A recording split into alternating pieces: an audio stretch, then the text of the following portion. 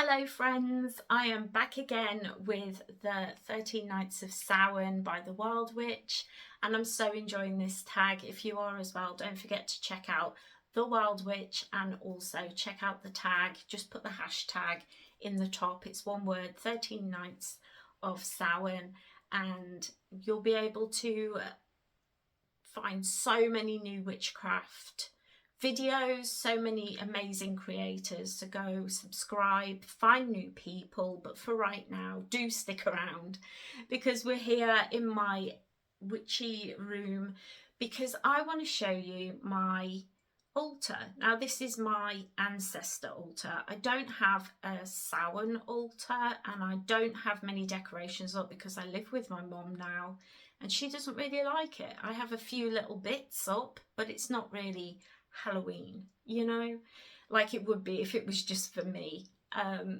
But yeah, I thought today I would show you my ancestor altar and give you a little tour. So I'm going to hit pause, turn you around, and let's get to it.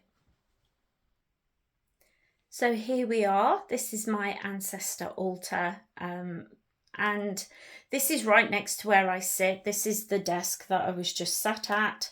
And this is the top of our staircase, and it's just like a square bit that sticks out into the room, and it's a perfect size for a big ancestor altar. Here on the bottom shelf I have my grandmother's Bible and a lot of things that have been passed down to me, such as jewellery and watches, things like that. I have some angel wings because I believe angels look out for us. And I have a picture of my grandmother just there. Here,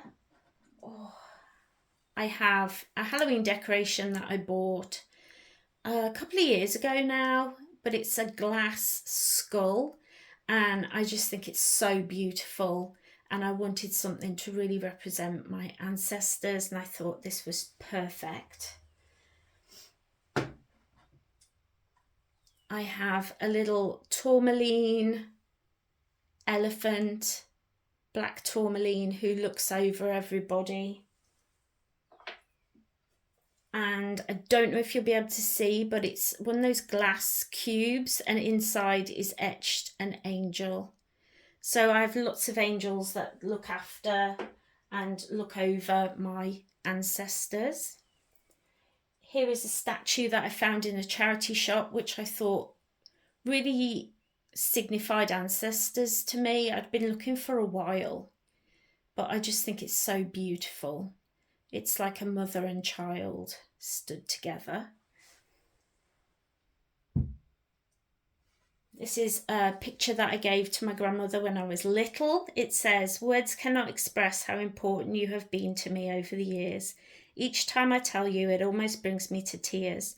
You really are an amazing person, and I thought you should know I love you very much." And there's a picture of my grandmother there.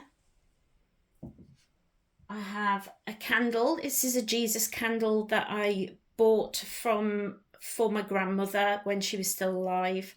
I got it from like an abbey or something, but it's really beautiful. I got it as a present from a holiday that I went on once. So that stays on here.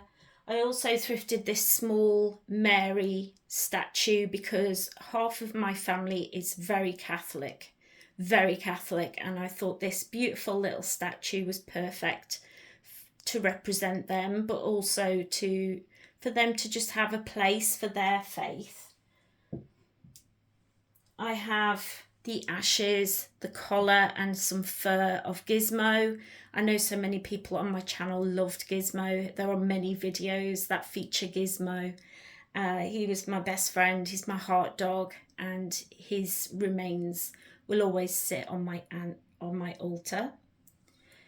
I have this wooden cross, and this is to be held. It's very tactile. This was my grandmother's, so you can hold it while you're praying, and she gave it to me many years ago. Someone's made it themselves and it's just beautiful.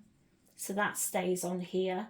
I have my candle, of course, and I like to use these old-fashioned candlesticks, and then around the base I've put pound coins, and I have some notes rolled up in the handle here. Beside that, I have some tobacco. Many people in the past used to smoke, so tobacco is a traditional gift to give to your ancestors.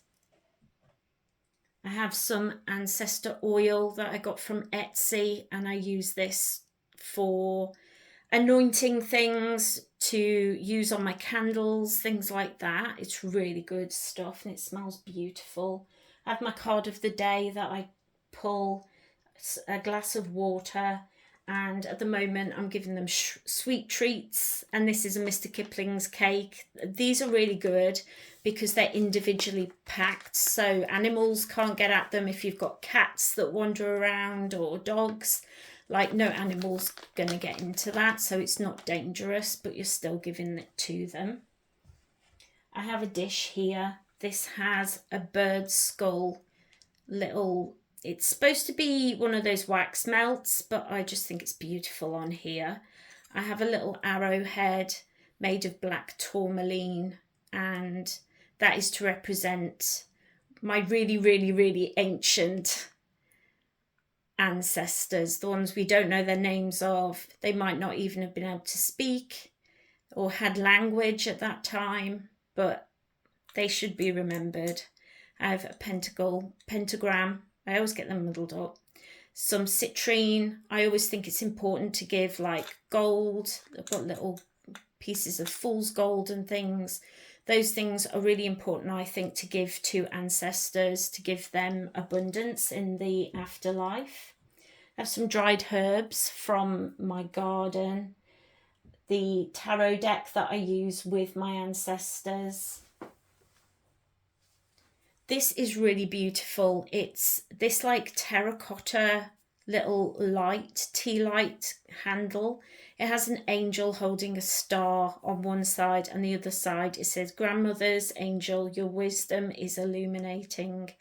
And I just loved this. The minute I saw it in a charity shop, I thought that is perfect to go on there. There's so many mothers and grandmothers that in my family tree really brought up the people who became my family. They are the root of our lives. The women are so important, and so I wanted to be able to light a candle regularly just for them. I have some photographs of family members, my nan and granddad. There is a picture of my husband's great aunt. She was lovely. I called her Yoda because she was just so nice. This is my husband's brother who passed away.